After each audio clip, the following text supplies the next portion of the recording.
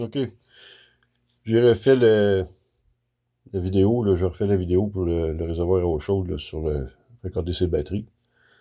C'est simple, c'est ça, c'est une tank, un réservoir avec deux éléments habituellement. Moi, l'élément d'en bas l'a brûlé parce qu'on avait eu une inondation. Tant qu'elle a remplacé, j'ai remplacé par un élément de 48 volts au lieu de 240 volts. 48 volts sur le courant continu. OK? 1500 watts.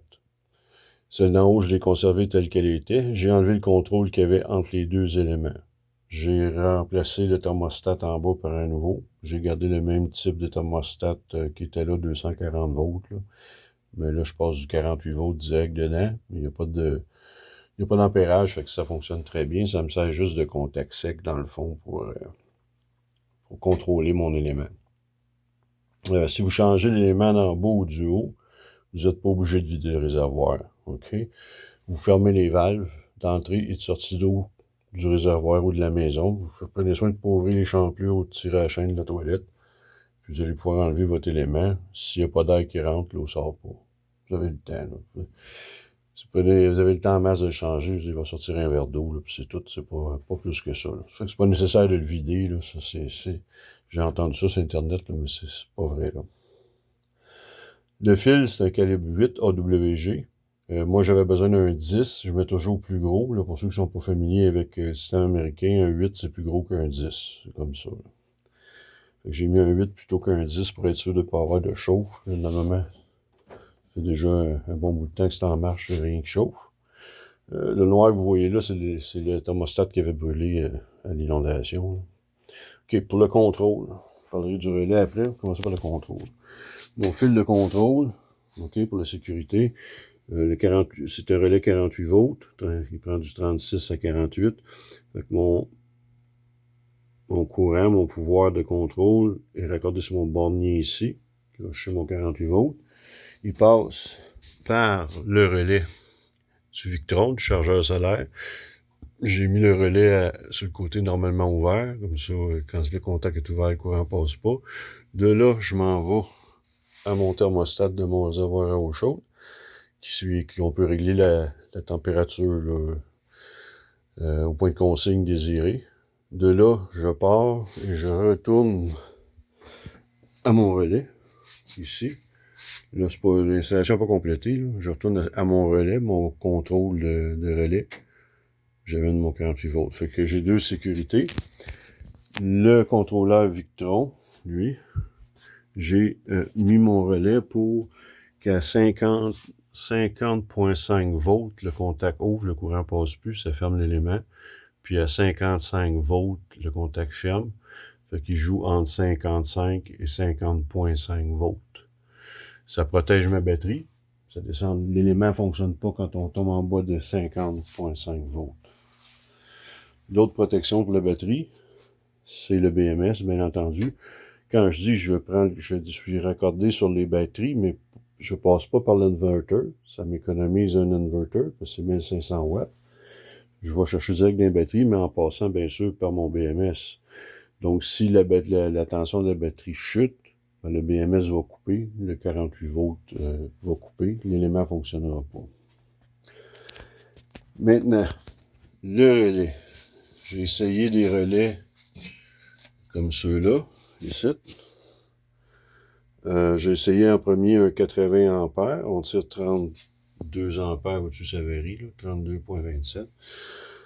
Puis ça, celui-là, c'est un 200 ampères. J'avais essayé avant un 80 ampères avec son dissipateur de chaleur qui est ici.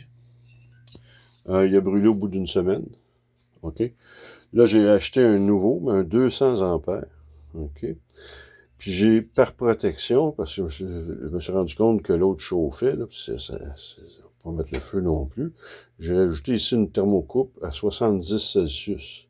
J'ai drillé des trous, j'ai mis des vis, puis je passais mon contrôle par la thermocoupe ici. Puis à 70 Celsius, ça coupait la filerie, le contrôle du relais. En dedans 2-3 minutes, c'est venu à 70 Celsius. Ça veut dire que celui-là est encore moins puissant que l'autre. C'est un 200 ampères. J'ai vérifié les spécifications. C'est vraiment 200 ampères en continu. Évidemment, ils disent c'est pour un élément chauffant C'est 70% de ce qu'ils disent, donc au lieu de 200, c'est 140, si je ne me trompe pas, là, c'est 140 ampères. Moi, j'en tire 33. Mais même à 33, il aurait brûlé. Ce qui, là, il est encore bon, on s'en veut d'autres choses. Moi, j'ai plutôt l'impression que ça, c'est même pas 20 ampères, là, tu sais. C'est peut-être 10 ampères maximum. Là, tu peux mettre un ventilateur. Ça, c'est un dissipateur selon eux autres pour 200 ampères. Là. Il est plus pesant d'ailleurs que celui-là. Il est plus épais, plus massif. Et ça chauffe tellement là, que je pourrais mettre un ventilateur, mais c'est ridicule. Là. Tu vas commencer à mettre un ventilateur là-dessus, puis chauffer car on va chauffer du sous-sol avec ça. Ça fonctionne pas. Là. J'ai contacté le fabricant. Il m'a répondu que il fallait pas mettre ça sur du solaire. J'ai expliqué que c'était pas sur du solaire, c'était direct ses batteries, c'est pas sur le panneau solaire. Fait que le courant, il fluctue pas, ça reste entre 48 et 52 volts, là, ou 55 volts. Même pas, entre 50 et 55 volts, là, puis regarde, c'est de la bullshit, là, leur affaire. Fait que j'en ai passé 2 comme ça, heureusement, c'est pas cher, là. Puis, fait que je vous le déconseille. C'est pas bon, ça peut marcher pour un petit voltage, peut-être c'est 2 ampères même, peut-être 2 zéros de trop là-dessus, là. Fait que j'ai quand même persisté à acheter un relais. J'ai trouvé, au lieu de revenir à ça, j'ai allé avec un relais conventionnel. Ce relais-là, je sais pas que c'est. Ah, c'est bon. Je vais l'enlever. Ce relais-là, il est spécial. Premièrement, là, c'est un 250 ampères. Là, regardez la température après 1h30 de fonctionnement. Ici, dans le sol, il fait 20 degrés. Le relais était 38 degrés. Le plus haut qu'il a monté, c'est 40 degrés à date. Donc ça, c'est bon. Je trouve que c'est haut pareil pour un 250 ampères qui a juste 30 ampères dessus. Ici, ça chauffe, mais ça chauffe pas. Les contacts, là, ben ça chauffe, on s'entend là, que les contacts chauffent pas vraiment. Ici, il n'y a pas vraiment la température à pas élevée. J'ai mis derrière des pièces métalliques pour que l'air puisse passer. C'est une installation temporaire. Mais il n'y a pas vraiment de chaleur qui vient de derrière le relais. Mais je vais quand même l'installer sur ce dissipateur de chaleur-là quand je vais avoir 2 minutes. Ça, c'est mon chaud qui vient de s'éteindre. Fait que le relais, lui, ce qu'il y a de spécial, c'est qu'il y a un gaz à l'intérieur. C'est un relais qui fait pas d'étincelles. Quand tu coupes le courant sur du courant continu, ça provoque une étincelle qui brûle les contacts à la longue.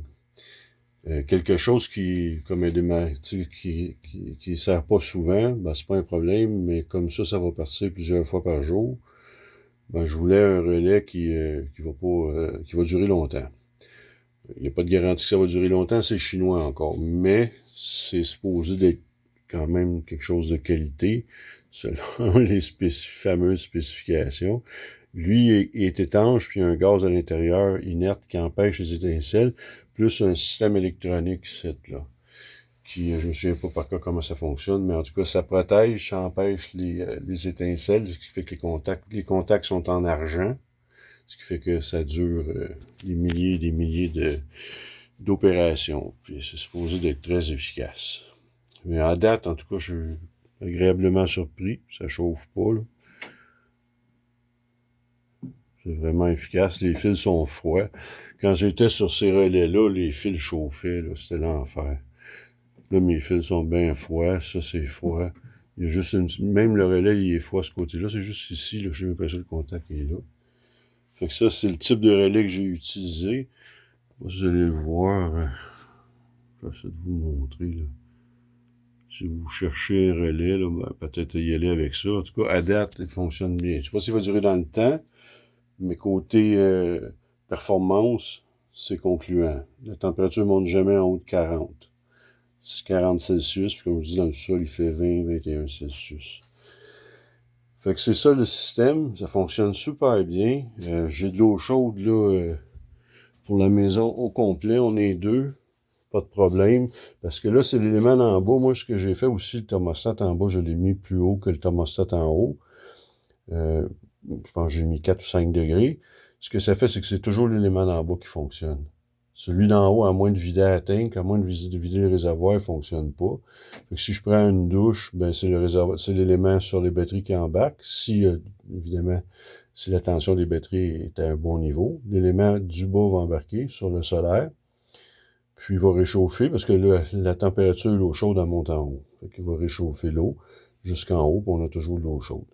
Puis si ça fait défaut comme ça a fait défaut, parce que les premiers relais, ça n'a pas fonctionné, ben j'ai toujours mon élément d'en haut sur 240 volts qui embarque, mais la température de l'eau est juste un peu plus froide que quand c'est l'élément d'en bas qui fonctionne. Fait que ça complète l'installation. Je pense que c'est une bonne idée d'y aller directement par les batteries avec du 48 volts, puis de conserver un élément sur le 240 volts. Comme ça, si vous avez de la visite, ben ça va fonctionner. Vous allez avoir plus de pouvoir parce que vous allez avoir le 4500 watts plus le 1500 watts qui peut fonctionner en même temps, ce qui vous donne 6000 watts. Quand ces deux éléments sur le 240 volts, c'est un à la fois. Ils ne marchent jamais les deux en même temps. Celui d'en haut fonctionne.